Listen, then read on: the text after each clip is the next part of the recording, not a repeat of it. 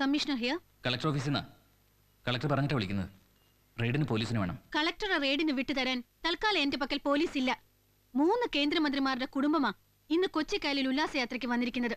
റെയ്ഡിനേക്കാൾ എനിക്ക് വലുത് അവരുടെ സുരക്ഷാ കാര്യങ്ങളാ.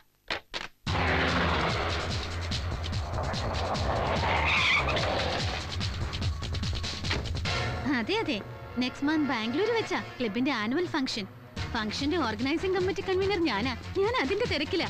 നീ ഏതിന്റെ തിരക്കില്? മിണ്ടരുത്, ചുപ്പരഹോ. ഇനി മിണ്ടിയാ തന്നെ കളക്ടറെ പുളുത്താൻ നിന്റെ പോലീസിലൊരു മറ്റവനും വരില്ലടി. തനിക്ക് എന്താ വേണ്ടത്?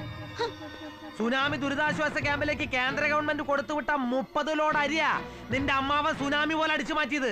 ആ ഗോഡൌൺ റെയ്ഡ് നടത്തണം, അതിനു വേണ്ട പോലീസും വേണം.